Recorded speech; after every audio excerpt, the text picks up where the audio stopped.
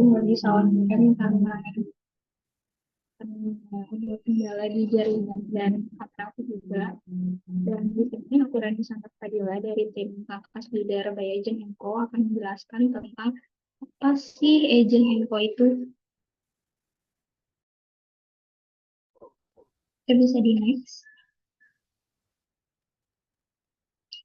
Nah, jadi Agent Enco itu adalah sebuah perusahaan startup dengan nama resminya itu adalah PT Global Alidaya atau Agent Enco yang didirikan pada tahun 2019 dengan tujuan untuk menjadi aliansi terpercaya untuk membantu teman-teman mengembangkan bisnisnya dan memberikan pengalaman pelanggan yang luar biasa. Oh, sebentar ya.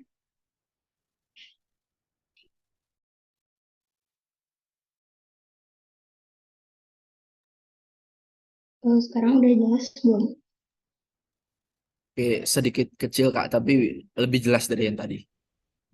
Oke, mungkin aku agak deketan ya.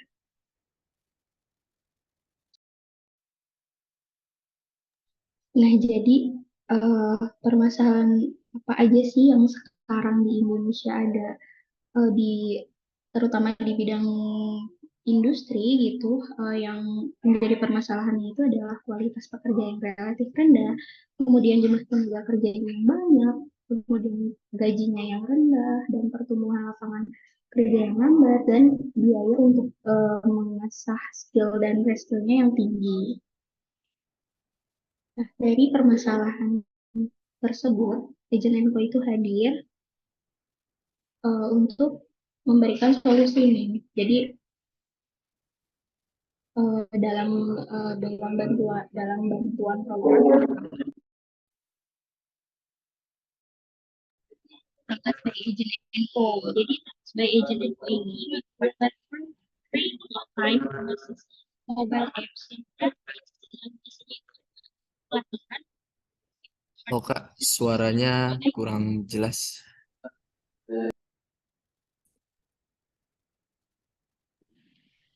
Sebentar, Tadi agak udah jelas Kak? kresek-kresek. Oke, oke. Agak kresek-kresek dikit tadi. Aman sekarang. Sebentar ya, maaf. Nah, jadi untuk Agent Enco ini apa sih keuntungan dari aplikasi Tangkas by Agent Co ini? Yang pertama tentunya aplikasinya itu gratis dan terdapat materi atau pelatihan yang berjenjang disesuaikan dengan kebutuhan dari kalian masing-masing. Kemudian materinya itu disusun oleh expert yang uh, udah terbukti lah gitu. Kemudian bisa mengumpulkan poin dan bisa dicairkan menjadi uang dan kemudian bisa melamar langsung lowongan pekerjaan yang tersedia di aplikasi Tangkas by Agent Co.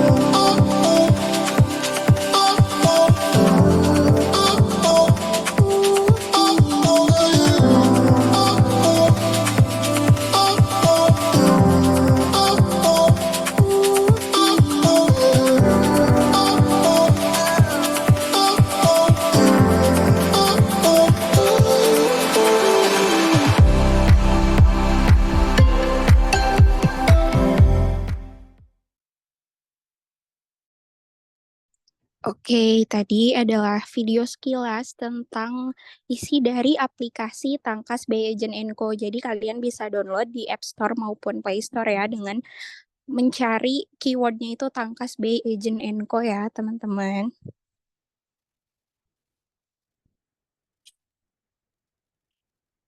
Selanjutnya, setelah kalian download, kalian tentunya bakal diarahkan ke menu awal seperti di layar ya.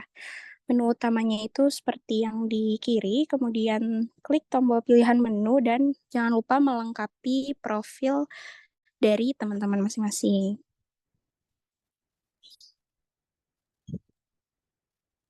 Kemudian setelah kita melengkapi profil dan jangan lupa di sana terdapat banyak sekali training soft skill dan hard skill kalian yang bisa diikuti sesuai dengan minat kalian. Kemudian jika setelah mengikuti training, maka di sana terdapat misi-misi yang banyak sekali dan gampang buat diikuti sama teman-teman. Setelah diselesaikan misi, kemudian teman-teman juga bisa memasukkan kode voucher, di mana kode vouchernya itu bisa kalian dapat di webinar ini juga. Dan kode voucher itu bisa didapetin koin sebanyak 5.000. Kemudian poin yang dikumpulkan itu dapat dicairkan juga.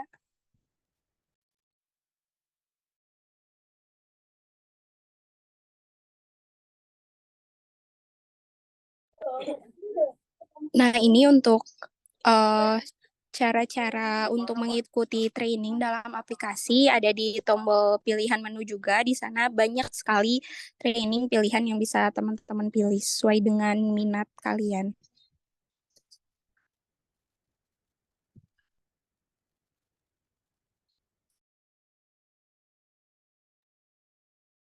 Nah, selanjutnya selain training yang aku sebutin tadi sebelumnya juga bisa mengikuti misi. Misinya juga ada di pilihan menu yang terdapat banyak sekali misi-misi yang gampang diikuti sama teman-teman. Nah, setelah mengikuti misi itu, kalian juga bisa mendapatkan koin yang disesuaikan di setiap misinya.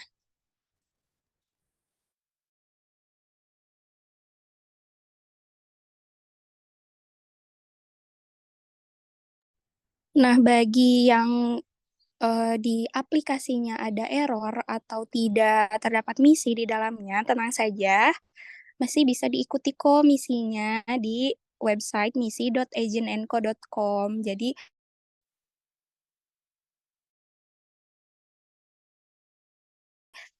jangan khawatir juga kalau misal poin identitas yang sesuai dengan akun tangkas kalian.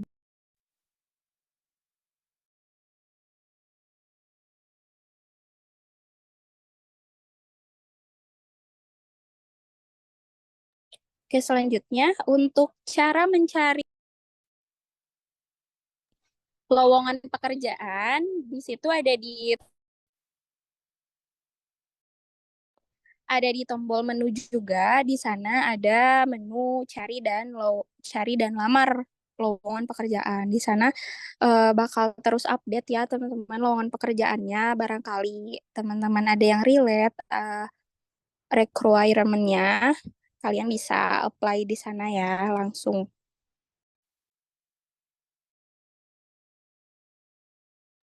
Oke, selanjutnya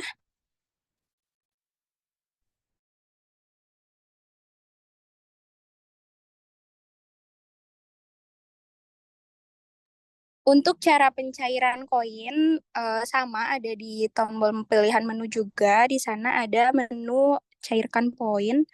Nah, poinnya itu bisa dicairkan kalau tidak salah minimal 55.000 koin ya, teman-teman. Jadi baru bisa masuk ke rekening kalian. Jadi jangan males-males ya untuk mengumpulkan koin.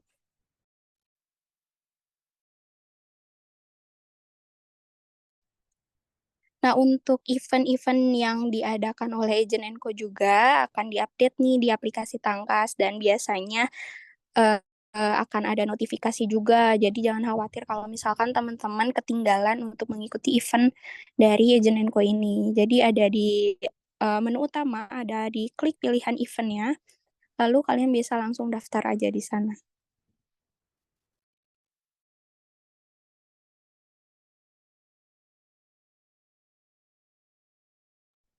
Nah, ini merupakan kode voucher di bulan ini adalah SEP 4. Jadi SEP-nya itu besar ya teman-teman. SEP 4 yang valid itu selama bulan September, yaitu tanggal 1 sampai 30 September. Nah, bakal otomatis kalian bakal dapat 5.000 poin di akun Tangkas kalian.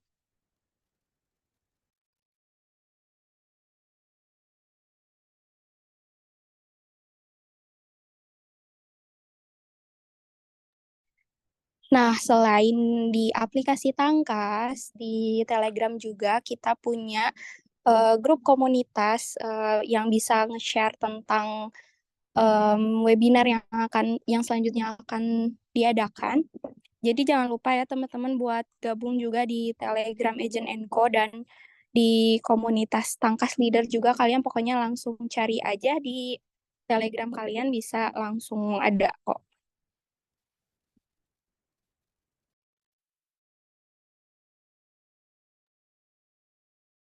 Nah, ini line up upcoming eventnya buat bulan September. Jadi sekarang itu tanggal 19 ya. Jadi nanti di tanggal 22, di tanggal 27 juga bakal ada event lagi. Teman-teman jangan lupa daftar, soalnya itu temanya lumayan ini ya, lumayan menarik gitu untuk diikuti.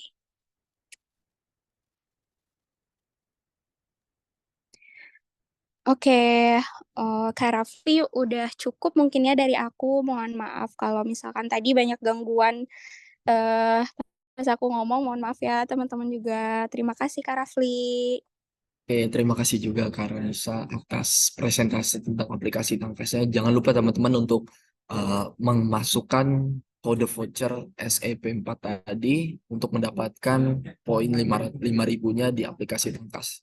Nah, ini aplikasi Tangkas nih ternyata banyak banget manfaatnya ya, dari mulai teman-teman bisa belajar mengenai soft skill dan hard skill, teman-teman juga bisa mencari lowongan pekerjaan dan juga bisa mendapatkan uang. Langsung saja aku sarankan untuk langsung download dan eh, memasukkan kode voucher yang tadi telah disediakan. Oke, sepertinya teman-teman sudah tidak sabar lagi untuk mendengarkan materi kita pada sore hari ini terkait berkarya di era artificial intelligence, skill penting dan peluang karir yang tersedia. Langsung aja kita sambut moderator kita pada siang hari ini yang akan memandu dalam sesi materi, yaitu ada Kak Lala Halo sebagai Kak, perwakilan dari Tangkas Leader. Halo Kak, gimana kabarnya Kak? Alhamdulillah baik. Oke, siap-siap. Sudah siapkah untuk memandu acara pada sore hari ini? Siap banget. Oke, langsung saja mungkin aku persilakan ke Kak Lala. Oke, terima kasih Kak. Halo teman-teman semuanya. Aku ucapkan terima kasih kepada Kak Rafli udah memberikan kesempatan kepada aku untuk memandu sesi materi hari ini. Nah, teman-teman semuanya, tadi udah dikenalin ya, aku Lala. Aku merupakan salah satu dari Tangkas Leader Agent Co.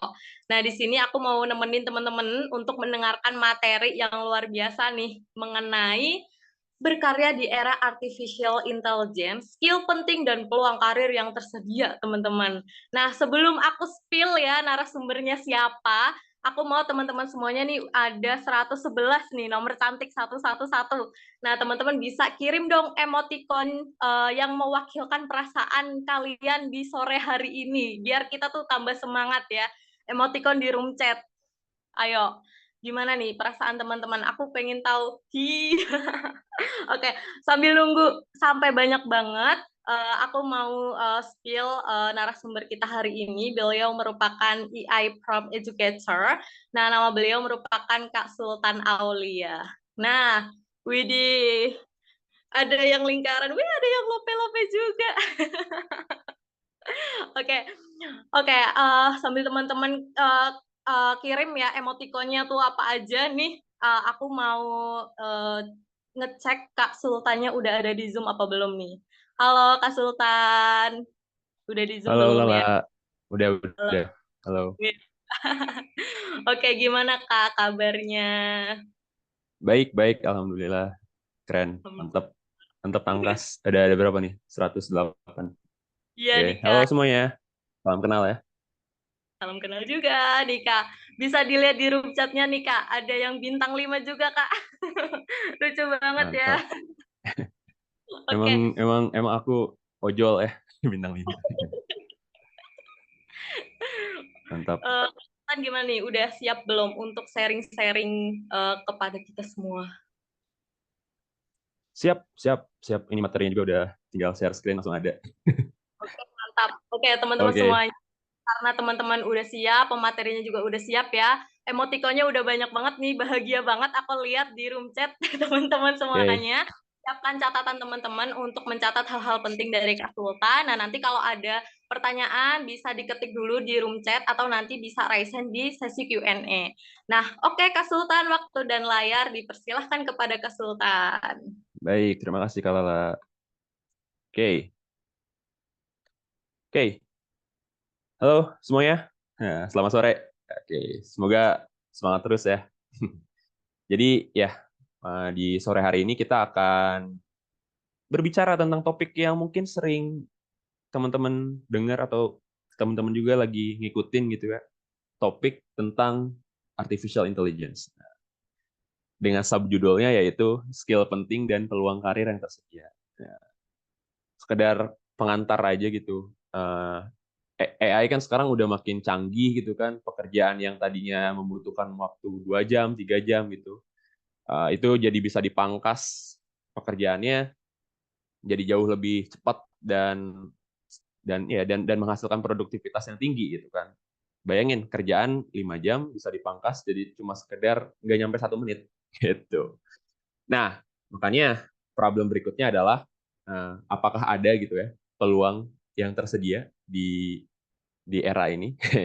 Karena kan ibarat kata itu AI itu udah jadi primadona itu yang digunakan di banyak perusahaan, dan apa sih peluang karir yang tersedia saat ini. Nah, kita akan bahas tentang itu. Di satu sisi kita akan membahas tentang kecanggihan teknologi artificial intelligence ya. Di satu sisi kita akan membahas tentang apa namanya itu peluangnya gitu. Ada gak sih peluang di mana seorang individu ya bisa bertahan dan bisa bersaing dengan teknologi gitu. Jadi sekarang saingannya itu bukan sama orang lagi gitu ya, tapi saingannya itu sama AI. Nah, oke. Mari kita lanjutkan materinya. Oke. Nah, sebelumnya izinkan saya berkenalan dulu. Bentar. Wait, ke sini. Wait. Nah, perkenalkan semuanya ya. Halo, nama saya Sultan Aulia, seorang AI Pro Specialist gitu. Ini keren-kerenan aja sebetulnya. AI Pro Specialist. Cuman sehari-hari saya bikin konten lah, ibarat kata bikin konten tentang AI. Seorang konten kreator juga itu maksudnya. Seorang konten kreator yang kebetulan gitu menggunakan AI dan berkenalan dengan teknologi generatif AI itu tuh di awalnya banget gitu. Di awal ketika ChatGPT itu pertama kali dirilis, yaitu pada tahun lalu ya, sekitar 30 November 2022. Nah, saya tuh hari H-nya tuh langsung gunain ChatGPT. Dari situlah ngulik sampai ya udah, karena di kepala isinya tuh soal AI aja gitu kan. Jadi untuk mengeluarkan isi kepala saya tuangkan ke dalam bentuk konten gitu. Makanya bisa diundang di pembicara di sana sini gitu sih. Itu latar belakang saya. Oke. Selanjutnya. Nah, mungkin teman-teman di sini ada yang tahu 1% kali ya, ya kan? Jadi saya juga di dalam 1% podcastnya ya, di 1% podcastnya ngisi juga ada segmen yang namanya itu Better Call AI, yang ya seperti namanya yang membahas soal topik-topik seputar teknologi AI dan implifikasi berat banget, dan dampaknya terhadap masyarakat tuh kayak gimana gitu. Oke, kemudian di channel The Futurist Gen Z juga ya, salah satu sister company dari 1% gitu. Saya juga ngisi dalam penulisan naskahnya dan dalam voice over-nya gitu. Tentang topik AI juga. Kalau kamu orang yang high value, cobain jadi solopreneur, bangun bisnis dan menjadi lalala dengan panduan AI. Nah, kalian bisa, boleh deh saya share di sini. Nah, silahkan kalau mau tonton dihitungin dulu apa namanya, bookmark dulu. Susah banget belibet ngomongnya. Oke. Sip. Oke, teman-teman, udah ya. Nah, kita langsung ke materi ini. Nah, mungkin teman-teman di sini ada yang pernah tahu kali ya, bahwa ungkapan data adalah minyak baru. Terus ada ungkapan baru lagi, kalau misalkan data adalah minyaknya, AI adalah listriknya. Nah, gitu. Jadi, karena kan cara kerja AI itu eh, hasil dari inputan data-data yang banyak gitu kan. Nah, dari inputan data yang banyak itulah si AI bekerja. Seperti itu. Nah, jika data diibaratkan sebagai bahan bakar yang menjalankan masyarakat digital, maka kecerdasan buatan atau AI bisa dianggap sebagai listrik baru, membuka peluang baru dan mengubah cara kita bekerja. Itu yang akan kita bahas. Nah, oke. Nah, mungkin teman-teman di sini ada yang udah tahu kali ya, TV1.ai. Nah, jadi di TV One itu salah satu yang pertama kali ya di Indonesia yang udah menggunakan teknologi AI di perusahaannya gitu, yaitu dengan ini membuat presenter berita dengan bentuk AI. Jadi mulai dari tampilannya seperti ini gitu kan, dari suaranya sih mungkin beberapa ada yang AI, beberapa ada yang manual sih. Cuman mungkin kedepannya bakal fully AI, gitu. Benar-benar diotomatisasi sama AI. Nah, jadi TV One itu salah satu yang yang sudah menerapkan AI, ya, sehingga hal ini berujung ke ke kesempatan untuk orang yang mau daftar jadi reporter, gitu kan. Jadi ada korelasinya tuh antara penggunaan AI, penerapannya di perusahaan, kemudian dengan adanya lowongan pekerjaan yang berkurang sebagai presenter karena si pekerjaan presenternya ini udah digantikan sama AI. Meskipun di segmen ini tuh cuma untuk di media sosial Instagramnya aja gitu, belum di TV nasionalnya belum. Gitu. Cuman tetap itu sudah dampak AI itu sudah ada hari ini juga, per hari ini juga udah ada. Gitu. Oke, selanjutnya. Nah, tapi apa sih sebetulnya AI itu dan apa sih yang membedakannya itu dengan software pada umumnya gitu kan? Jadi yang membedakannya ya menurut keterangan di sini, yang membedakan AI dengan software biasanya adalah jika software biasa itu tuh di dalam software kan itu sudah diprogram sebelumnya gitu kan. Kalau misalkan kita ngeklik ini gitu, maka hasilnya bakalan keluar gitu. Nah, si hasilnya itu tuh sudah diprogram sebelumnya gitu kan. Nah, sedangkan dengan adanya AI ya, nah, teman-teman mungkin di sini ada yang udah nyobain juga ChatGPT gitu. Dengan menggunakan teknologi AI itu kita ya si jawaban atau si respon yang dikeluarkan sama AI itu akan menyesuaikan dengan si penggunanya gitu. Jadi ini tuh sering banget terlihat ketika kita menggunakan aplikasi TikTok, Instagram gitu kan. Kalau misalkan kita ngeklik like di konten yang sama terus, nah nanti si feed-nya tuh bakalan terus di feeding terus gitulah konten-konten yang sama tuh karena kita ngasih feedback bahwa kita tuh suka konten ini gitu. Nah, itulah yang membedakan dengan AI dan software biasa gitu. Oke, selanjutnya. Nah, ya, tadi udah ya, jadi TV One udah. Kok kesini lagi? Ya, oke. Jadi bahkan ya, teman-teman, di konferensinya Google terakhir, yaitu Google I/O, sang CEO-nya tuh Sundar Pichai, dia tuh mengatakan AI itu sebanyak 140 kali dalam 2 jam. 2 jam presentasi gitu. AI, udah kayak zikir aja tuh si Sundar Pichai.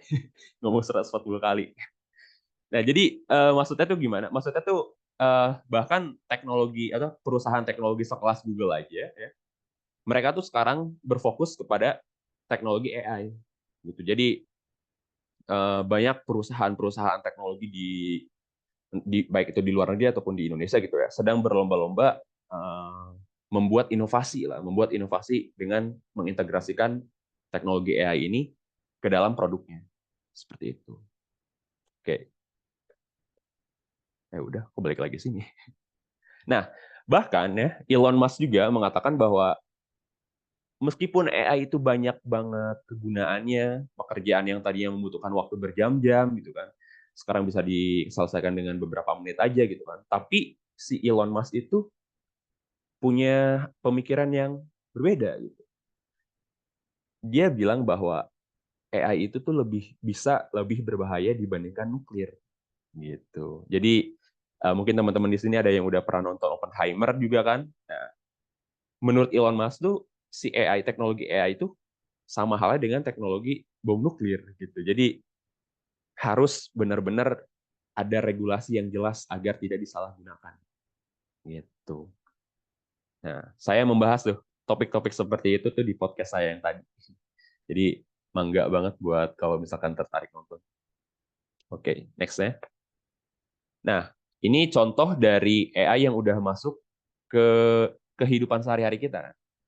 Nah, jadi kalau misalnya kita dengar Spotify, kita suka dengerin lagu Hindia gitu kan, cincin gitu. Nah, nanti tuh si AI yang ada di Spotify itu tuh bakalan ngasih terus rekomendasi lagu-lagu yang sama kayak yang sering kita dengar gitu. Yaitu kayak lagu-lagu yang mirip-mirip dengan Hindia lah. Oke. Nah, jadi adapun definisi AI ya, ini mungkin terlalu teknis, tapi patut untuk nice to know aja ya teman-teman. Untuk sekedar diketahui itu lumayan bagus lagi itu untuk sekedar jadi bahan obrolan di tongkrongan itu oke gitu. Nah, definisi AI itu menurut John McCarthy ya. Jadi AI itu adalah ilmu dan rekayasa dalam membuat mesin yang cerdas. Nah, kata kuncinya itu membuat mesin yang cerdas. Ada mesin nih, ada sebuah program, maksudnya itu ada sebuah program didesain untuk berpikir. Ya, cara desain untuk berpikir itu tuh seolah-olah itu beneran, nah, padahal itu buatan. Ya, itulah kurang lebih kayak gitu teknologi AI itu. Seperti nama ya kan, AI artificial, artificial itu buatan, intelligence itu kecerdasan. Jadi ya kecerdasan meskipun sekarang tuh jadi kayak blur ya. Jadi maksudnya dalam artian kayak apakah ini tuh dihasilkan oleh manusia atau enggak. Nah, itu tuh jadi lebih sulit untuk dibedakan teknologi AI. Meskipun emang artificial tapi si cara membedakan tulisannya itu tuh jadi lebih susah lah gitu. Nah, cara membedakannya gimana? Emang kalian tahu gitu kalau misalkan ini tuh ditulis oleh saya atau oleh AI? Kan sulit untuk membedakannya. Saya bisa aja ngaku, wah ini ditulis sama AI. Atau saya juga bisa ngaku, ah ini ditulis sama saya sendiri kok. Ini hasil pemikiran saya. Ini hasil riset-riset saya. Nah, kayak gitu. Kurang lebih si teknologi AI itu. Oke, next-nya. Nah, jadi teman-teman ya, sorry. AI itu udah banyak banyak jenis lah gitu, banyak banyak bidangnya. Ada NLP, robotika, speech recognition, computer vision, lain-lain gitu. Cuman yang sering kita gunain atau yang sering kita lihat lah dulu itu waktu zaman COVID ya, ketika kita ke mall gitu, ada monitor gede, terus di monitornya itu tuh ada alat mendeteksi suhu tubuh secara otomatis. Nah, itu tuh salah satu teknologi AI yang cabangnya itu computer vision. Nah, di computer vision juga sekarang lagi dikembangkan untuk mobil mobil listrik yang driverless itu, yang tanpa supir itu. Nah, mobil tanpa supir itu teknologinya, yang nama teknologinya itu adalah AI, sub bidangnya adalah computer vision. Gitu. Jadi AI itu luas banget ya teman-teman. Gitu. Oke, next-nya. Nah, baru-baru ini ya Harvard Business School sudah melakukan studi baru banget sekitar 12 September yang lalu gitu. 12 September kemarin maksudnya. Jadi di dalam studi ini tuh menyajikan hasil dari 2 eksperimen yang dilakukan oleh Harvard ya. Jadi bekerja sama dengan Boston Consulting Group untuk mengkaji dampak AI pada knowledge worker. Nah, knowledge worker tuh kayak saya gitu yang berkutat pada perkontenan gitu. Mungkin kayak teman-teman juga lagi aspiring to be knowledge worker gitu di sini. Nah, itu knowledge worker tuh jenis-jenisnya kayak gitu. Jadi pekerjaan-pekerjaan kerah putih lah gitu yang mengandalkan otak, yang mengandalkan informasi di dalamnya. Nah, jadi si Harvard Business School itu lagi mengkaji sudah mengkaji dampak AI pada knowledge worker gitu. Dan hasilnya adalah seperti ini, teman. Nah, jadi konsultan yang menggunakan AI secara signifikan tuh lebih produktif. Mereka bisa menyelesaikan 12,2% lebih banyak tugas dan menyelesaikan tugas 25,1% lebih cepat dari rata-ratanya. Gitu. Jadi ya, jadi beneran kerasa gitu dampak ketika sebelum menggunakan AI gitu ya. Kelompok yang tidak menggunakan AI dengan kelompok yang menggunakan AI itu ada perbedaannya. Perbedaannya tuh di dalam artikel ilmiah itu tuh dikaji itu sehingga menghasilkan ini Seperti itu. Oke. Nah, bahkan ya teman-teman, produktivitas juga sangat meningkat ya, kayak yang tadi itu dijelaskan. Support agent itu dalam artian kayak customer service gitu ya, yang menggunakan AI itu dapat menangani 13,8% lebih banyak pertanyaan customer dalam per jam. Kemudian studi yang kedua ya, bisnis profesional. Bisnis profesional ya mungkin kayak teman-teman di sini yang lagi pengen ke sana untuk nyari kerja gitu kan. Bisnis profesional yang menggunakan AI itu dapat menulis 59% lebih banyak dokumen bisnisnya dalam per jamnya gitu. Dan terakhir adalah seorang programmer. Nah, kalau programmer ini saya kurang relate ya, karena saya bukan dari alam programmer juga. Mungkin di sini bisa share lah buat teman-teman programmer yang sudah menggunakan generatif AI di pekerjaannya gitu. Apakah benar gitu? Bisa mengerjakan 126% lebih banyak proyek per minggunya. Silahkan share di kolom chat, nanti saya baca. Oke, selanjutnya. Nah, bayangin kalau pekerjaan kita digantikan sama AI. Menurutmu serem nggak sih? Jadi kerjaan yang tadinya itu tuh memerlukan lowongan pekerjaan lah, katakanlah lowongan pekerjaan di suatu posisi itu memerlukan 50 orang untuk mengisi posisi tersebut. Nah, jika perusahaan itu menerapkan teknologi AI yang bisa memangkas 50 orang tersebut menjadi katakanlah 15-20 orang aja gitu. Nah, itu kan jadi problem tersendiri kan. Ya, makanya Tangkas hadir untuk sebagai aplikasi kalian sebagai platform upskilling atau reskilling untuk bisa bersaing di era AI ini. Seperti itu. Oke. Nah, bahkan ya McKinsey salah satu perusahaan konsultasi gitu, perusahaan konsultasi ya, McKinsey and Company gitu, memprediksi bahwa 12 juta orang itu harus ya membutuhkan mengubah pekerjaannya di tahun 2030 gitu. Karena ada beberapa pekerjaan yang menjadi obsolete atau obsolete itu bahasa Indonesia usang gitu, menjadi usang pekerjaannya gitu. Oke, next-nya healthcare, STEM, construction job itu tuh industri-industri yang akan tetap terus naik gitu kan, apalagi pekerjaan konstruksi itu. Sedangkan pekerjaan-pekerjaan customer service gitu, pekerjaan-pekerjaan customer service tuh akan menurun. Nah, maksudnya tuh apa? Untuk pekerjaan-pekerjaan yang di luar membutuhkan knowledge, membutuhkan apa gitu, seperti bukan berarti konstruksi itu tidak membutuhkan knowledge gitu. Maksudnya pekerjaan-pekerjaan seperti ini ya di kantor, di depan laptop gitu kan, itu tuh di dalam industri konstruksi akan jauh dari itu. Sehingga meskipun perkembangannya itu terus meningkat, ya, tapi itu jauh dari ranah AI karena AI belum bisa bikin bangunan sendiri, guys. Ingat itu. AI belum bisa bikin bangunan sendiri. Makanya pekerjaan konstruksi itu jadi salah satu industri yang aman terdisrupsi dibandingkan AI. Seperti itu. Nah, sedangkan kalau misalkan customer service ya, itu tuh itu tuh lagi decline menurut informasi dari ini tuh, dari McKinsey itu. Lagi declining gitu, lagi menurun karena ya tadi sangat amat kena dampaknya lah, kena dampaknya si customer service tuh. Jadi gampang diotomatisasi pekerjaannya tuh dengan adanya AI. Seperti itu. Oke, next-nya. Nah, ini baru ya, kita langsung ke generatif AI. Setelah kita tahu tadi perkenalan tentang teknologi AI, kenapa AI itu bisa dibicarakan banyak orang, kenapa ada beberapa pekerjaan yang menyempit dengan adanya AI gitu.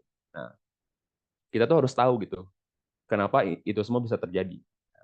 Yaitu gara-gara teknologi yang namanya adalah AI berjenis generatif. Ya, AI berjenis generatif. Gitu. Nah, apa sih AI generatif itu? Apa sih generatif AI itu? Nah, kita bahas di sini. Jadi, ya, secara definisi, generatif AI itu adalah jenis AI yang dapat menghasilkan karya digital baru, baik itu dalam bentuk teks, foto, musik, sampai video. ciri utama generatif AI adalah kemampuannya menerjemahkan instruksi sederhana menjadi karya digital baru. Maksudnya tuh kayak gini, menerjemahkan instruksi sederhana. Katakanlah kita pengen bikin CV gitu ya, bikin CV tapi kita malas untuk merangkai kata-katanya. Nah, dengan teknologi generatif AI, kita tuh langsung bisa. Kita contohkan.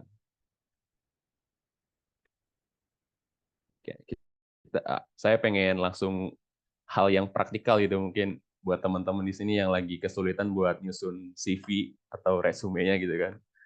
Nah, mungkin bisa membantu lah setelah ini. Jadi bisa langsung dipraktekkan. Oke.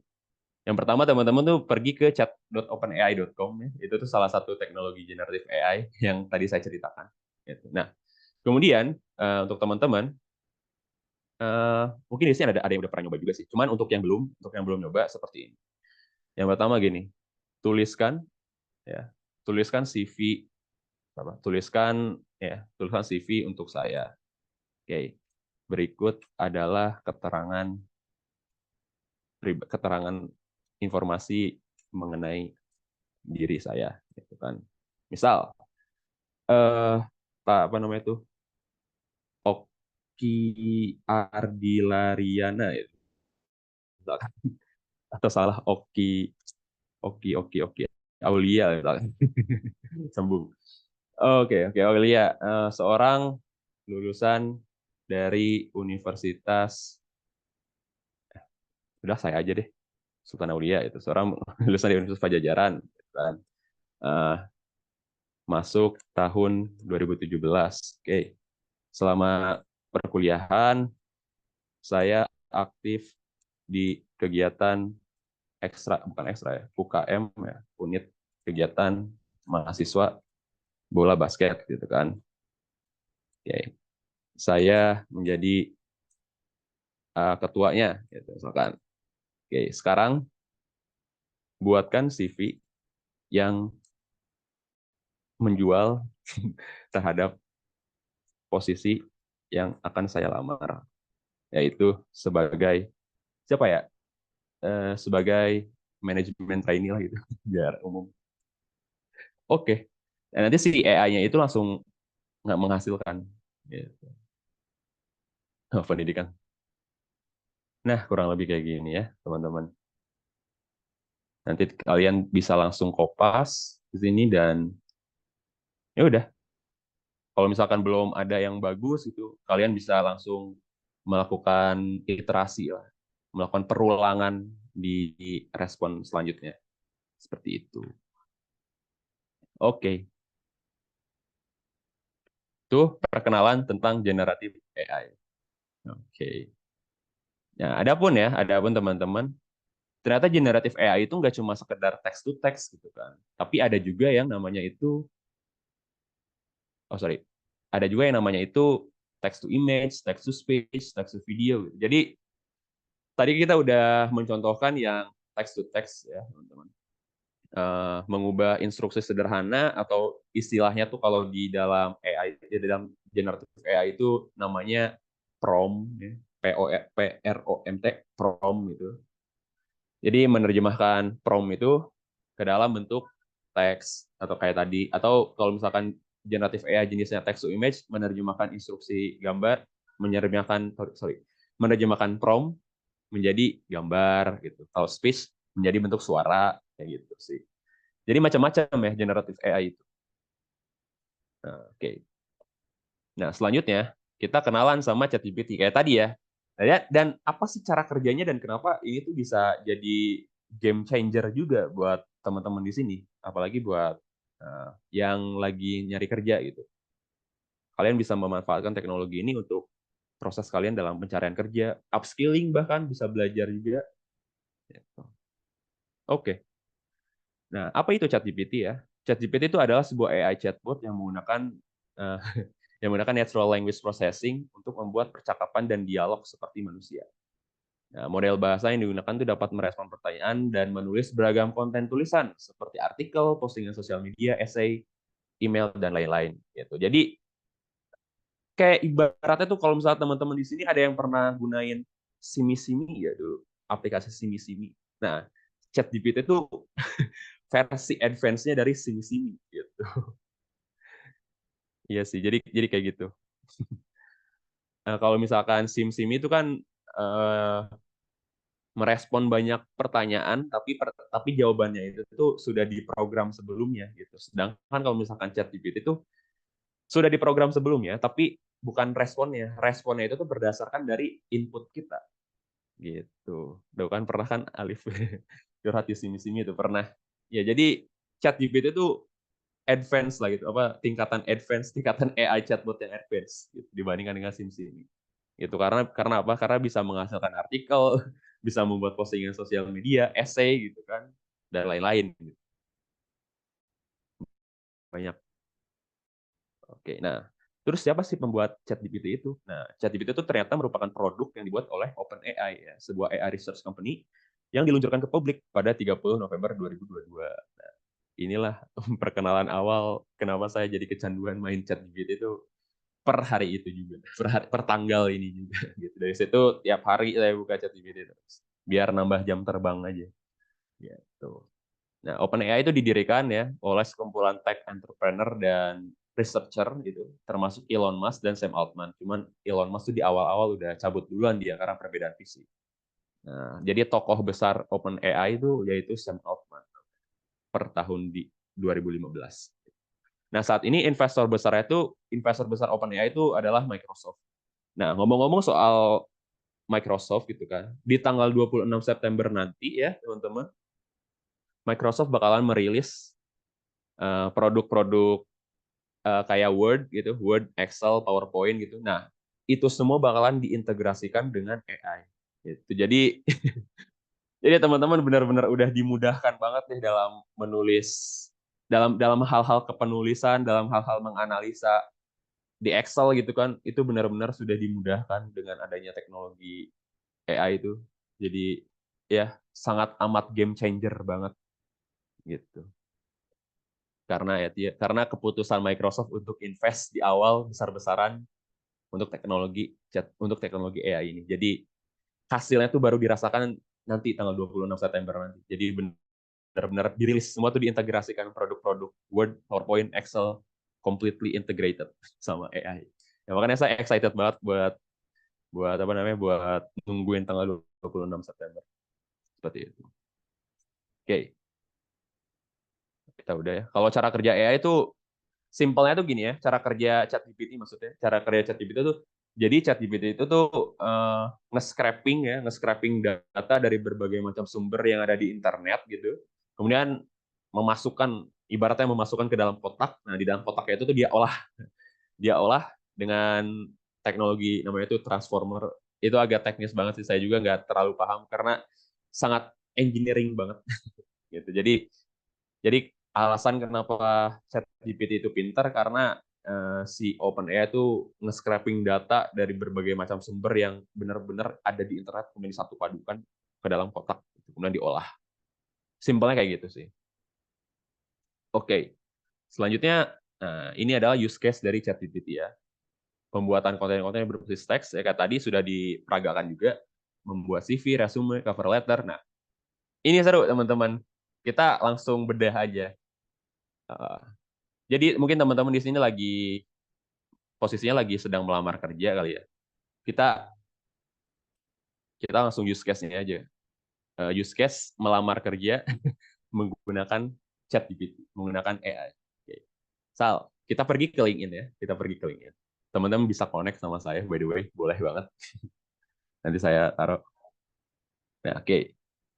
Teman-teman bisa pergi ke LinkedIn, kemudian klik jobs di sini. Ya. Nah, oke, tunggu dulu. Klik jobs. Nah, oke.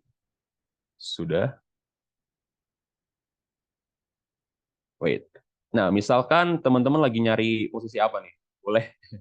Boleh di kolom chat lagi nyari posisi apa biar saya peragakan. Boleh. Lagi nyari posisi apa nih? Ada yang mau share di kolom chat? Oke, HR generalis siap. HR generalis. Oke. Oke, HR generalis dulu. Soalnya yang pertama dia yang muncul duluan. Oke, misalkan HR generalis ya. Nah, kita lihat deskripsinya yang ada di LinkedIn ini. Kita lihat deskripsinya. Oke, job overview. Human resource generalist to support recruitment process. Responsibility, oke. Monitoring the track hiring record and follow up the progress ensure. Bla bla bla bla. Oke, kemudian kita copy di sini ya, teman-teman. Copy di sini. Tuh. Siap. Nah, kita copy juga company overview dan core value-nya. About us-nya juga kita copy. Oke. Sorry. Oke. Sip. Kita copy ya. Nah, kemudian kita pergi buka ChatGPT. Buka chat.openai.com. Oke. Nah, begini ya, teman-teman. Prompt-nya tuh kayak gini. I want you to write cover letter based on this description. Okay, wait. But before that, let me include Let me include my information kali ya. Information. Okay. My name is Sultan Aulia. I'm a fresh graduate that have highly passionate about HR, about HR world gitu. I want to apply as a HR generalist. Okay. This is the description. Sip. Kemudian kita paste nih. Kita paste yang tadi yang ada di sini. Kita paste. Oke, sip. Dan hasilnya bakalan keluar seperti ini, teman-teman. Tuh. I'm writing to my strong interest in the human resource generalist position as advertised. Nah, ini di mana kalian isi di LinkedIn. Gitu. Nah, communicate, data management, reporting. Nah, seperti itu. Jadi kan ada berbagai macam ada berbagai macam sumber yang mengatakan bahwa ketika kita menulis cover letter itu kita harus membedakan antara satu perusahaan dengan perusahaan lainnya. Nah, cara membedakan satu-satu kan itu agak lumayan repot ya, teman-teman. Nah, AI jadi solusinya. Gitu. Caranya gimana ya? Caranya kayak tadi. Kayak gini. Tuh. Sangat amat solutif banget kan? Kan ya beruntung lah buat yang lulus tahun ini tuh udah mah skripsi lagi diwacanakan buat ditiadakan gitu kan. Mau lamaran kerja juga bikin cover letternya pakai AI. Gila, sangat amat dimanjakan banget generasi sekarang tuh. Oke. Oke, selanjutnya. Nah, ini bentuk tampilan ChatGPT ya kayak tadi ini. Jadi di sini tuh kolom history ya, di sini kalau misalnya kita pengen bikin konteks baru atau nanya konteks baru, kita klik new chat juga. Dan lalu ya di sini kalian bisa pilih, bisa ketik-ketik prompt sesuai dengan keinginan kalian. Mau curhat juga boleh. Kalian bisa banget curhat atau brainstorming tanpa harus dijudge apapun sama teman. Gak usah takut dijudge gitu. Ini curhatnya benar-benar kayak no judgment gitu. Benar-benar no judgment only. Kalau misalkan curhat dengan ChatGPT itu. Seperti itu. Oke. Sip. Ya udah. Nah, mungkin teman-teman di sini kalau misalkan tertarik dengan ChatGPT gitu kan, di sini ada dua versi ya, ada GPT 3,5, ada GPT 4. Gitu. Nah, mungkin kalau misalkan buat teman-teman yang baru daftar, pasti gunain yang GPT 3,5. Makanya saya di sini mencontohkan yang GPT 3,5. Karena mungkin mayoritas di sini masih gunain yang gratis. Gitu. Nah, adapun perbedaannya ya dari segi apa sih perbedaan dari GPT 3,5 dengan GPT 4 gitu. Nah, jadi perbedaannya tuh gini, teman-teman. Nah, kalau di GPT 3,5 ya, kita akan, ntar ini kecilan banget. Bentar. Oke. Jadi model text to text-nya itu yang dapat menghasilkan konten kreatif, tapi menjaga kesulitan untuk menjaga konsistensi dan koherensi dalam narasi. Jadi kalau misalkan kita perlu tulisan yang sangat panjang gitu kan, nah si GPT 3,5 tuh kesulitan untuk menjaga konsistensi narasi di dalamnya gitu. Jadi misalkan kalian pengen bikin cerita pendek gitu menggunakan AI, itu apalagi content writer ya, content writer menggunakan ChatGPT benar-benar full itu artikelnya. Nah, disarankan sih jangan menggunakan 3,5 tuh karena masih kesulitan untuk menjaga konsistensinya. Gitu. Kemudian kalau misalkan kita gunain GPT-4, nah, GPT-4 sudah lumayan bagus dari segi konsistensinya. Jadi kalau misalkan teman-teman pengen bikin cerita pendek yang ya let's say katakanlah ada 2 halaman gitu, nggak banyak-banyak atau 500 kata lah gitu. Ya, katakanlah ada 500-600 kata gitu, cerita pendek. Nah, GPT-4 tuh hasilnya jauh lebih oke dibanding GPT 3,5. Karena apa? Karena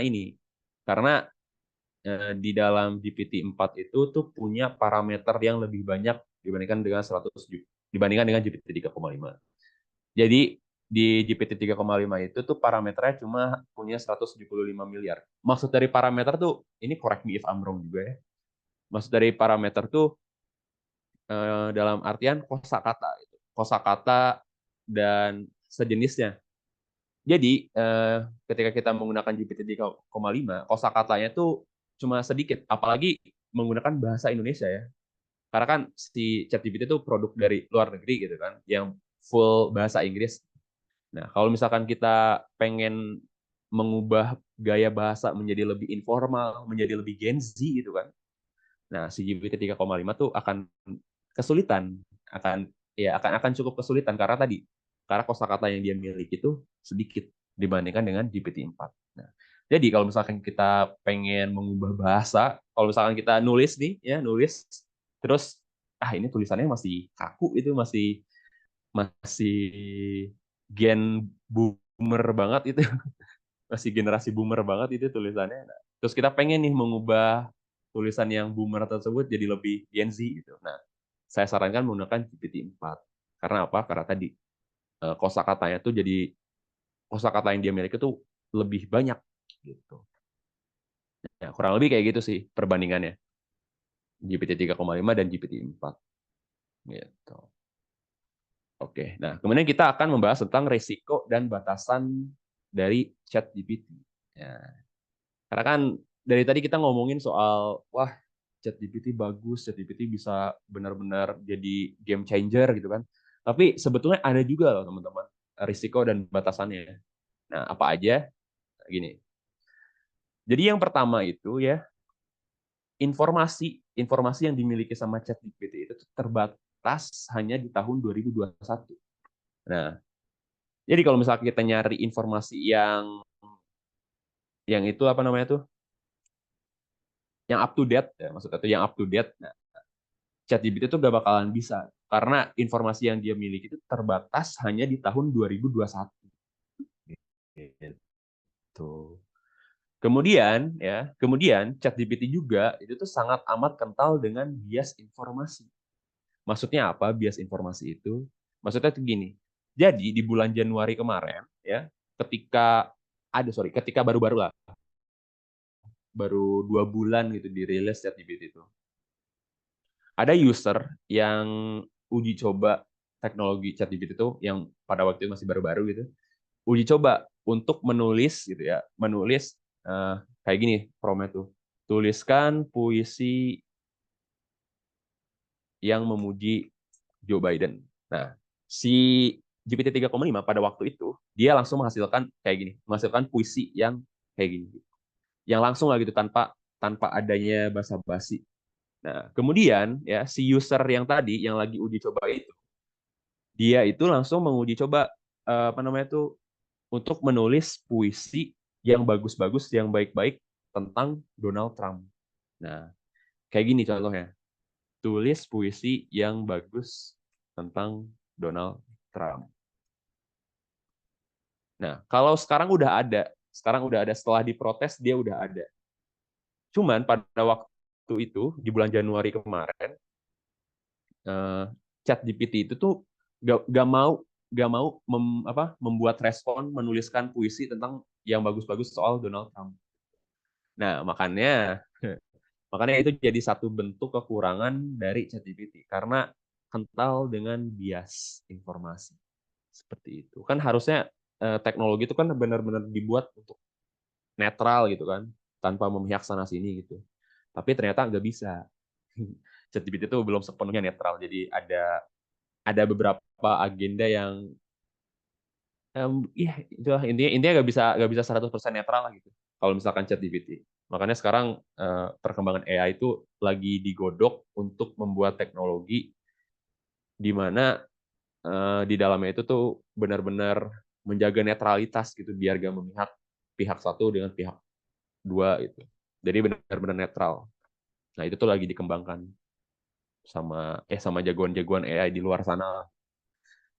Nah, oke, selanjutnya adalah ya tadi informasi yang dihasilkan tidak sepenuhnya akurat ya, dan bahkan cenderung halu.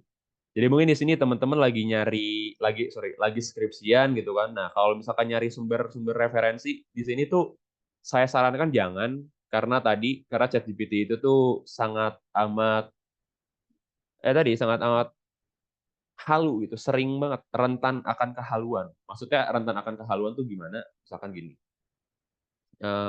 Carikan sumber referensi tentang topik personal finance gitu. Referensi artikel ilmiah tentang topik personal finance buat menjadi format APA style. Nah, saya tidak dapat mencari sumber referensi secara langsung karena saya tidak memiliki akses internet. Namun saya dapat memberikan contoh cara merujuk sumber. Nah, jadi teman-teman di sini tuh, nah contohnya kayak gini. Ini tuh meskipun kayak beneran ya, teman-teman. Brown AB, Green CD, strategi investasi efektif. Nah, kalau misalnya kita klik atau kita cari itu satu persatu di sini, nah, itu tuh akan gak bakalan ada gitu, gak bakalan ada. Jadi si ChatGPT itu seolah-olah kayak orang yang halu gitu, cuma nulis aja berdasarkan instruksi yang kita berikan, gitu. Jadi nulis aja gitu kan, tanpa mengecek tanpa mengecek kredibel atau enggak gitu si sumbernya tuh, gitu. Oke. Kemudian ya, tadi resiko tinggi keamanan data. Nah, ini teman-teman juga harus tahu bahwa ChatGPT itu pernah kebobolan, teman-teman. Pernah kebobolan, ya, keamanannya itu pernah kebobolan. Sekitaran bulan Mei itu kalau saya, Mei April lah gitu. Waktu lagi anget-angetnya banget GPT itu. Ya sekitaran bulan Mei atau April gitu ChatGPT itu pernah kebobolan. Jadi sistem keamanannya itu tuh berhasil diretas lah sama hacker. Jadi email, password gitu itu gila itu jadi dihack lah gitu ibaratnya sistemnya tuh. Makanya sebagai kompensasi si ChatGPT dibobol, keamanannya waktu itu tuh kompensasi dari OpenAI yaitu dengan membuat refund ya, membalikan uang bulanan user. Jadi waktu itu benar-benar dibalikan aja gitu, digratiskan buat langganan di bulan itu tuh. Karena tadi sebagai kompensasi dari kebobolan. Gitu sih. Kalau di Indonesia ya mana mungkin ya kebobolan. Ini malah dituntut orang yang membocorkan kebobolan itu. Tapi kalau misalkan di luar negeri justru dikasih kompensasi. Gitu. Keren. Sebagai bentuk tanggung jawab kali ya kalau gitu. Oke, anyway. Nah, kemudian ya, batasan yang dimiliki oleh ChatGPT juga, jawabannya itu tuh dihasilkan masih terdengar redundant atau berulang gitu. Ya kayak orang, ya ngomongnya tuh diulangi lagi gitu. Jadi itu PR-nya.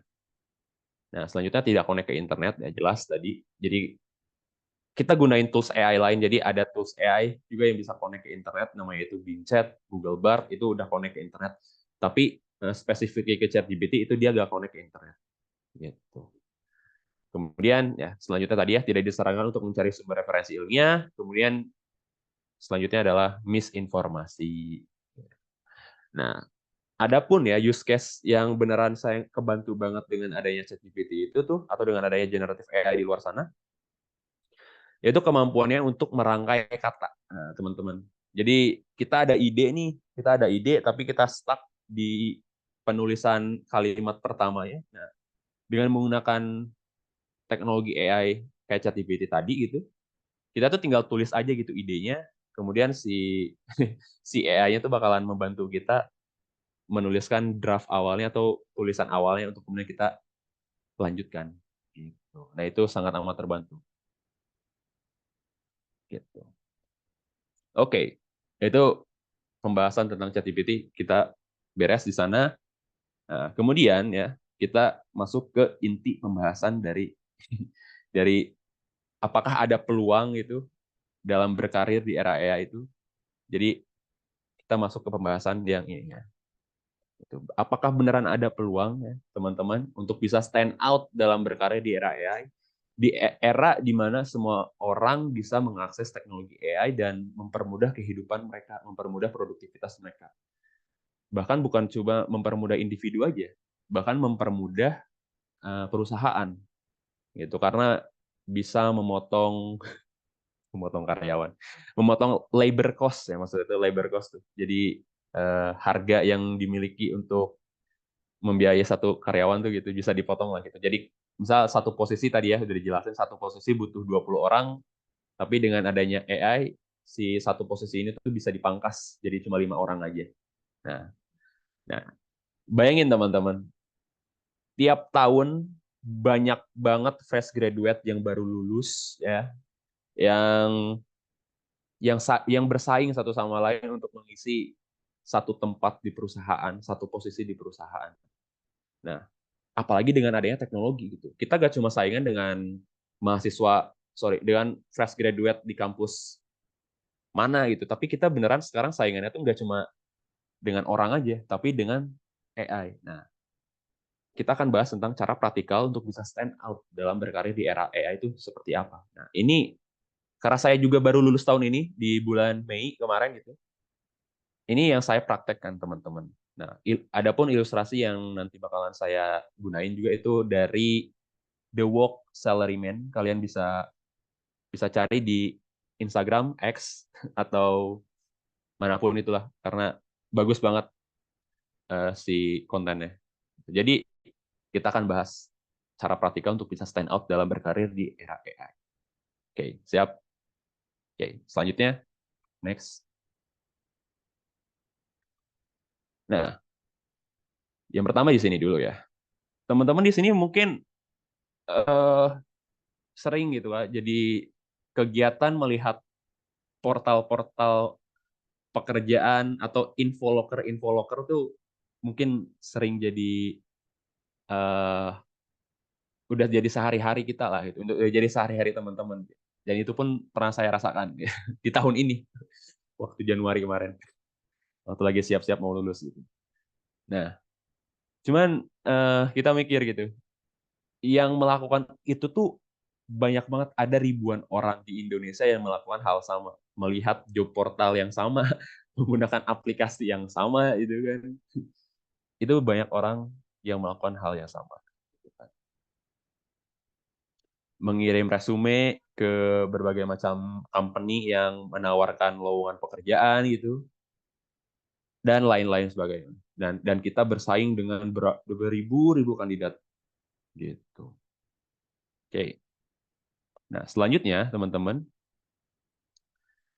kalau misalkan kita melakukan hal tadi yang sama dengan kebanyakan orang itu, yaitu mengirim CV sebanyak mungkin dan bermain statistika sederhana gitu, menebar jala sebanyak mungkin untuk kemudian siapa tahu bisa nyangkut satu aja gitu buat kerja.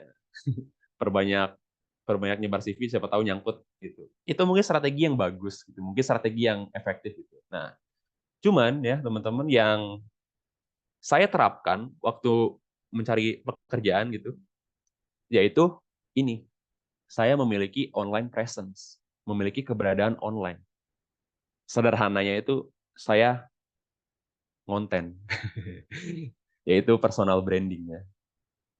Mungkin buat beberapa orang kayak di ilustrasi ini, beberapa orang bakalan menganggap konten mah cringe banget gitu kan, ngonten tuh cringe banget gitu, dan apalagi kalau misalkan di LinkedIn gitu kan. Di LinkedIn tuh kan penuh dengan hustle culture gitu. Wah, saya baru keterima kerja, wah, saya baru lulus, saya baru menyelesaikan sertifikasi ini, bla bla bla bla. Benar-benar hustle culture gitu. Oh, di LinkedIn tuh. Nah, saya melakukan pendekatannya gak seperti itu. Saya ngonten, teman-teman, dengan menuliskan informasi-informasi yang saya pelajarin, baik itu pada hari itu juga atau beberapa hari sebelumnya, kemudian saya tuangkan dalam bentuk tulisan, dalam bentuk konten, kemudian saya lakukan terus yang sama gitu kan. Lakukan terus-menerus sampai ada orang yang ternyata ngajak saya kerja sama dan ngajak saya kerja. Gitu, teman-teman. Jadi, alih-alih saya menggunakan strategi seperti ini, ya, yaitu menebar CV sebanyak mungkin ke berbagai macam tempat, gitu. Tapi saya melakukan ini, yaitu memiliki online presence, yaitu saya ngonten. Gitu. Platform yang saya gunain Instagram. Itu saya bukan konten di LinkedIn, tapi saya konten di Instagram. Jadi saya sharing knowledge, berbagai macam pengetahuan dalam kasus saya yaitu tentang AI. Mungkin di sini teman-teman juga punya passion atau lagi ngulik apa gitu. Nah, kalian bisa banget menuangkan pemikiran kalian tentang topik yang kalian pelajarin ini tuh ke internet, ke media sosial. Agar apa? Ya ini, agar kalian memiliki online presence. Apalagi sekarang dengan adanya AI, pembuatan konten jadi jauh lebih mudah dong, harusnya. Benar nggak? Gitu. Nah, kemudian apa yang saya dapat setelah saya ngonten konsisten beberapa bulan gitu? Saya dapat ini, teman-teman. Saya dapat network gitu. Jadi sekarang tuh networking nggak harus hadir ke event lain gitu. Cukup miliki keberadaan kalian secara online. Kalau misalnya kalian bagus kontennya atau kalau misalnya kalian pemikirannya itu gokil gitu, peluang networking itu bakalan lebih terbuka, teman-teman. Networking adalah kunci gitu. Saya bisa kerja nggak lewat jalur job portal gitu, tapi jalur networking gara-gara saya ngonten gitu. Nah, dengan adanya ngonten itu tuh sebetulnya itu tuh jadi pintu awal, pembuka gerbang, pembuka possibility yang ada di era sekarang gitu. Nah, mungkin some people just dislike networking because the idea of meeting strangers scares them. Others also think it's manipulative or insincere gitu. Cuman ya tetap ya teman-teman, se-introvertnya kalian, saya juga sebetulnya bisa dikatakan gitu kali ya. Sehari-hari saya cuma di depan laptop gitu, jarang bersosialisasi dengan lingkungan sekitar. Tapi saya nggak anti, teman-teman. Saya nggak anti. Karena apa? Karena dengan bersosialisasi, meskipun secara online ya, secara virtual, bikin komunitas gitu, membuat berkomunitas gitu. Saya nggak anti. Karena apa? Karena dengan kita berkomunitas, dengan kita ngobrol sama orang, dengan kita membuat konten gitu kan, kita tuh bisa dikenal. Yang pertama bisa dikenal, dan kemudian kita bisa punya kesempatan kerja, teman-teman. Itu kuncinya. Nah, jadi gitu ya teman-teman. Cara praktikal dari saya pribadi yang sudah menerapkan strategi ini, yaitu membuka jalur sendiri lah ibaratnya, jalur sendiri dalam berkarir yaitu miliki online presence kalian. Mau itu di TikTok, mau itu di LinkedIn, mau itu di Instagram, X, whatever. Asalkan kalian menonjolkan expertise kalian, menonjolkan knowledge kalian di dalam konten-konten yang kalian buat gitu. Karena siapa tahu gitu ya, calon-calon HRD, calon-calon orang yang mau merekrut kalian tuh nontonin konten kalian gitu dan tertarik untuk mengenal kalian jauh lebih dalam gitu. Oh ya teman-teman, segitu dulu ya. Nah, ini ada rekomendasi AI tools untuk bantu cari kerja. Yang ada pertama ada Rezi. Kalian bisa bikin resume, cover letter, kemudian ada job scan. Nah, kalian bisa catat atau bisa screenshot aja biar cepat gitu. 1, 2, 3. Oke, silahkan screenshot. Oke, segitu aja ya teman-teman untuk pemaparannya. Dan jangan lupa join komunitas saya. Ini saya sering membahas tentang teknologi AI tools ya. Tools-tools AI yang canggih dan berita terkini seputar AI, kalian bisa join juga di sini. Ini saya taruh di sini ya linknya. Boleh banget buat join teman-teman. Ini totally free. Silahkan. Oke. Oke, segitu dulu teman-teman. Terima kasih. Kalau misalkan ada pertanyaan, mangga. Oke, mantap sekali Kak Sultan. Oke, teman-teman semuanya nggak kerasa ya, ternyata presentasinya Kak Sultan udah selesai. Aku dari tadi kayak kehipnotis gitu, Kak. Sama apa yang udah disampaikan sama Kak Sultan. Nah, teman-teman semuanya, kalau ada pertanyaan nih kita udah masuk ke sesi Q&A. Kalau teman-teman ada pertanyaan bisa banget untuk raise hand. Terus atau teman-teman bisa menuliskan pertanyaannya juga di kolom chat ya, teman-teman. Nah, terus nanti teman-teman kalau fitur raise hand nanti bisa menyalakan kameranya biar bisa interaksi langsung sama kakaknya. Oke, silakan teman-teman kalau ada pertanyaan. Boleh, Aku boleh. sambil yuk. Ditunggu ya pertanyaannya teman-teman. Bisa langsung raise hand.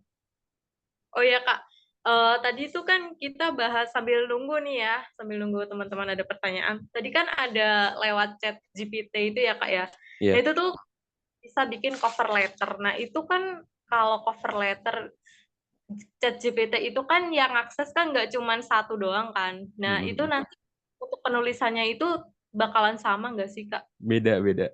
Kita bisa, karena kan masing-masing deskripsi yang kita input kan itu beda-beda ya. Nah, kita Ah, kita kalau misalkan kita gak mau respon pertama gitu, kita bisa minta si ChatGPT untuk melakukan parafrase. Jadi bisa disesuaikan dengan bahasa kita. Itu bisa gitu. banget tuh. Bisa parafrase juga Mm-mm. guys. Bisa. Itu. Boleh, boleh. Yang lain ada yang mau nanya, ada yang mau resen? Mangga.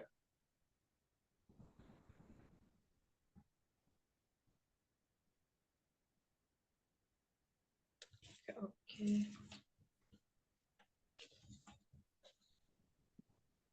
Ada? Atau kita ke kolom chat gimana? Teman-teman semuanya. Oke. Jadi yang mau tanya bisa present ya teman-teman. Berarti kalau pakai ini fitur AI itu tuh kita tuh nggak semena-mena bisa semuanya gitu ya kayak Bener sih. pilih untuk ini. Nih saya masih ragu untuk login dengan Gmail utama saya tentang keamanannya Kak. Betul, betul, betul. Ya, makanya saya gunain ChatGPT pakai akun keroyokan ya, yang beli di Shopee Oh, oke. biar aman aja. Hmm, karena kemarin itu ya kayak ada Mm-mm. jadi keamanannya. Itu di kolom chat ada skripsian, pakai ini juga enak banget nih. Betul, guys, sangat amat enak ya sekarang kalau mau skripsian. Cuman ya harus diperhatikan juga parafrasenya biar tidak terdengar seperti jawaban dari AI gitu. Karena sekarang juga eh, dosen-dosen lagi pada belajar loh. Sebelum webinar ini saya ngisi acara di FEB Ubaya. Jadi mengenalkan tools AI. Ya dosen-dosen tuh emang lagi belajar juga tools AI ini biar gak dikebulin sama mahasiswanya. Gitu. Iya, terus kadang di ChatGPT juga gak ada sumbernya, Kak. Betul. Makanya gunainnya tools AI lain ya. Kayak Bing itu, Bing Chat itu bagus buat nyari sumber referensi, Perplexity itu bagus juga. Terus tuh ada konsensus. Nah, konsensus tuh bagus banget buat nyari referensi.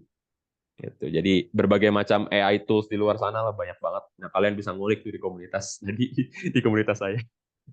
Boleh tuh join. Gitu. Sip, sip. Ada lagi? Saya masih ragu. Oh iya, UNESA. Universitas Semarang. Mantap, saya masih ragu untuk loginnya Gmail utama. Betul, pakai itu aja. Pakai akun bodong, akun email bodong. Boleh. Gimana, Kak? Ada lagi? Oke, ini nih ada pertanyaan nih dari teman aku, Kak. Kalau menurut Kakak tuh AI itu bakalan booming di awal aja atau akan tahan lama, Kak? Nah, itu. Mikir ya, awal-awal juga saya mikir kalau misalkan teknologi AI itu kayak kripto, kayak metaverse gitu kan. Ya cuma booming doang beberapa bulan, kemudian terus hilang aja gitu. Cuman nggak tahu kenapa gitu kalau misalkan AI itu beda sih teman-teman.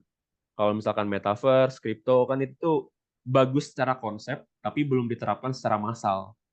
Tapi teknologi AI itu secara konsep bagus, dan sekarang penerapannya itu massal. Nah, menurut saya, mungkin bakalan bertahan lama gitu, hype-nya, dibandingkan dengan metaverse, kripto gitu, teknologinya. Itu menurut saya sih, cuman ada kemungkinan bisa juga sih cuma sekedar fase doang. Ada kemungkinan itu juga ada. Oke. Ini Kak ada pertanyaan nih Kak di room chat dari Kak Vicky. Kak, apakah karya yang dihasilkan AI seperti ChatGPT bisa dikatakan sebagai karya orisinil kita? Bisa. Bagus nih pertanyaannya. Eh, Sulit ya ngejawabnya ya. Cuman ini baliknya tuh ke masalah etika dan moral. Kita bisa aja ngaku gitu sebuah tulisan yang dihasilkan sama ChatGPT itu tulisan kita karena kita yang menginput informasinya, karena kita yang menuliskan instruksinya gitu. Kita bisa aja ngaku. Cuman kan cara kerja ChatGPT itu kan ngambil dari karya-karya orang lain gitu kan, dari berbagai macam sumber-sumber dan dikumpulkan ke dalam satu apa tuh namanya? Ini di mute dulu. Ke dalam satu ruangan gitu kan. Ke dalam satu kotak gitu maksudnya. Nah, jadi kalau misalnya kita menuliskan instruksi, menuliskan tolong buatkan cerita tentang Semarang yang diinspirasi oleh Sapardi Djoko gitu, yang terinspirasi dari tulisannya Sapardi Djoko gitu kan. Nah, itu mungkin akan seperti terdengar original gitu kan. Tapi patut diingat juga teman-teman bahwa AI itu mempelajari pola-pola dari berbagai macam teks yang diinput sebelumnya gitu. Nah, pertanyaannya apakah itu bisa disebut karya original kita? Secara hukum ya teman-teman, AI itu gak bisa dibuatkan hak ciptanya. Itu ada berita baru ya di luar negeri sih, kalau ini regulasinya itu di luar negeri. Jadi kalau misalnya kita mengenerate gambar dari AI, itu tuh kita gak bisa menghakikan, kita gak bisa membuat hak ciptanya gitu. Nah kalau misalkan bentuk tulisan mungkin akan juga ke arah sana. Cuman balik lagi, AI detektornya tuh nggak bisa loh. Detektor AI yang ada di luar sana tuh ternyata nggak seefektif itu loh teman-teman. Jangan salah. Bahkan si OpenAI, si pembuat ChatGPT juga, dia kayak yang ya udahlah gitu. Bener-bener dia kan lagi sebelumnya tuh lagi ngembangin produk AI detektor. Cuman projectnya itu langsung di scrap gitu, langsung dibungkus karena nggak efektif gitu AI detektor ternyata teman-teman.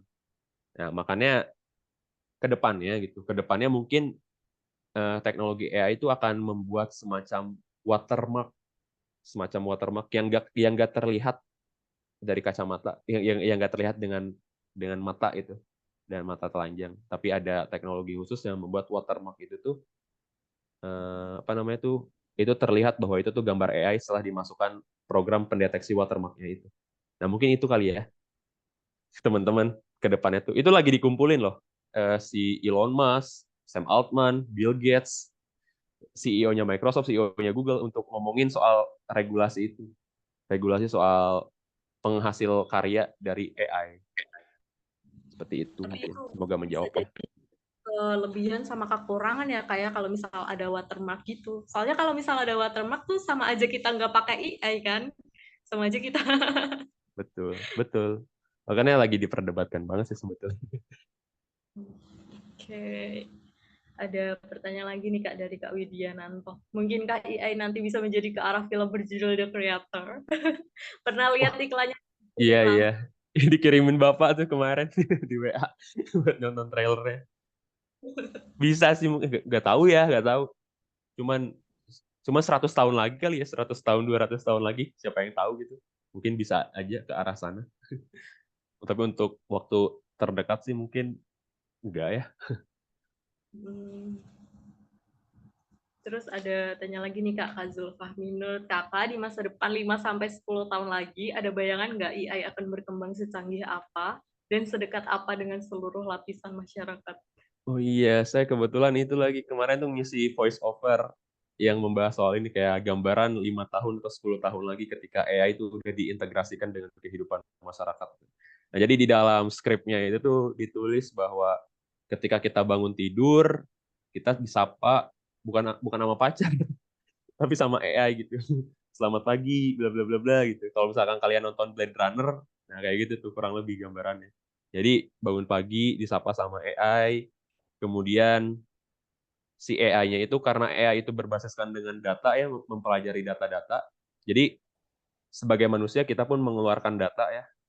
Nah, jadi AI itu bakalan mempelajari kita, mempelajari manusia gitu. Jadi ketika di skrip itu ya, di skrip itu nanti si AI akan menyiapkan sarapan. Nah, sarapan itu disesuaikan dengan gizi kita. Dengan gizi, dengan kesukaan kita. Karena kan tadi AI tahu gitu apa yang kita suka dan apa yang kita nggak suka. Gitu. Jadi yang pertama kita disapa sama AI, kemudian kedua kita dikasih sarapan sama AI berdasarkan tadi berdasarkan dari data yang dia pelajarin gitu kan. Kemudian ketika kita milih pakaian pun kadang kita bingung ya dengan pakaian yang ada di lemari saking banyaknya gitu. Nah, dengan adanya AI gitu, si teknologinya tuh bakalan menyarankan, wah hari ini bagusnya pakai outfit ini nih, karena ada acara formal di kantor gitu. Nah, si AI itu bakal nyaranin ke sana. Nah, gambaran-gambaran kayak gitu. Kemudian ketika kita mau mau berangkat ke kantor ya, yang terus kita mesen ojol nih, mesen ojol kayak GrabCar atau GoCar gitu. Nah, yang datang tuh mobil tapi gak ada supirnya. Karena kan tadi ya driverless car gitu, jadi mobil yang tanpa supir gitu. Itu benar-benar sci-fi sih waktu nulisnya juga, waktu nulis skripnya juga. Cuman yang ada di pikiran saya tuh gitu kali ya. Ketika AI terintegrasi dengan lapisan masyarakat tuh, teknologi AI dengan masyarakat. Nah, itu belum belum selesai juga. Di skrip itu tuh ketika kita sampai di kantor gitu kan. Nah, karena pekerjaannya tuh udah diserahkan, udah didelegasikan sama AI. Nih AI, buat aja lu, sama lu gitu buat gitu kerjaan-kerjaan.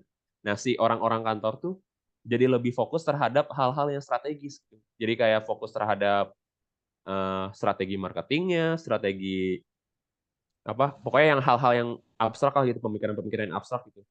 Nah, si orang-orang kantor tuh jadi lebih memikirkan itu ketimbang memikirkan hal-hal administratif. Kayak tadi, kayak hari ini mau konten apa ya? Bingung gitu. Nah, itu bisa diserahkan sama AI. Kayak kerjaan-kerjaan yang kayak gitu tuh. Nah, udah deh. Saya sampai di kantor, kemudian pulang ke rumah. Nah, pulang ke rumah tuh jadi lebih cepet gitu kan, karena kerjaan di kantor jadi jauh lebih satset. Baik ke rumah, kita gabut gitu kan. Kita gabut gitu gara-gara di kantor kerjaannya cuma gitu-gitu doang karena semuanya dikerjain sama AI gitu kan. Nah, ketika kita gabut, nah, gue pengen nonton film deh, tapi bingung mau nonton apa.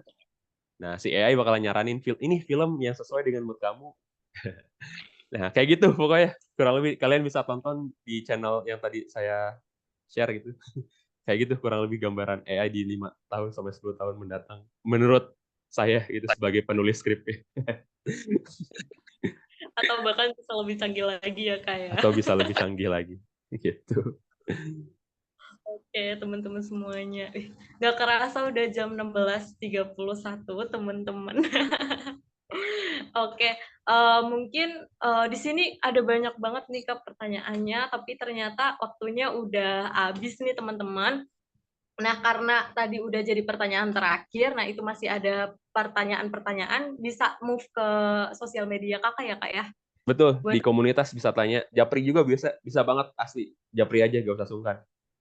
teman-teman bisa join ya ke Ya. komunitasnya Kak. Sekarang tuh tadi udah dikasih linknya ya kayak bisa Betul. join. Oke, teman-teman semuanya, sebelum kita menutup sesi materi kali ini, aku mau minta closing statement nih dari Kak Sultan untuk teman-teman yang Oh ada di iya. Zoom. Oh iya, closing statement ya. Apa ya closing statementnya? Oke, gini aja deh teman-teman. Closing statementnya adalah meskipun teknologi AI itu makin canggih gitu kan, kita sekarang nggak cuma bersaing dengan lulusan mana, tapi kita bersaing dengan teknologi AI gitu. Nah, tapi kita jangan pantang menyerah gitu kan. Tapi kita jangan memandang masa depan itu tuh suram. Tapi pandang masa depan itu cerah. Kita pandang gitu bahwa dengan adanya teknologi AI, kita tuh bisa belajar, teman-teman. Bisa belajar apapun ya, benar-benar apapun gitu topiknya. Nggak apapun juga sih. Hampir apapun lah maksudnya. Hampir apapun menggunakan teknologi AI dan sesuai dengan demand market sekarang gitu. Jadi mungkin teman-teman di sini ada yang mungkin dari jurusan mana gitu. Kayak saya pribadi, saya berasal dari jurusan ilmu perpustakaan gitu kan. Nah, itu kan demand marketnya tuh mungkin rendah gitu ya di secara job market gitu. Nah, saya mikir gitu, gimana caranya untuk bisa bersaing di skill yang lagi dibutuhin sama market. Nah, dengan menggunakan teknologi AI ya, kita tuh bisa belajar gitu. Skill apa aja nih yang sekiranya bisa cocok sama demand market sekarang. Nah, kalian bisa belajar di AI atau kalian juga bisa belajar di Tangkas. Ya gak? Atau kalian juga bisa belajar di Tangkas gitu untuk upskilling, untuk reskilling itu bisa banget gitu. Jadi banyak platform di luar sana, gak cuma ya karena ini ngomongin Tangkas ya, gak cuma Tangkas juga, itu kalian bisa pilih, itu mungkin Tangkas bisa gitu kalian pilih sebagai platform untuk menaikkan skill kalian. Dan agar apa? Agar bisa bersaing di job market. Seperti itu mungkin. Oke, terima kasih Kak Sultan, udah kasih closing statement. Nah, teman-teman semuanya, mumpung kita masih gabung di sini, ada Kak Sultan juga, kita dokumen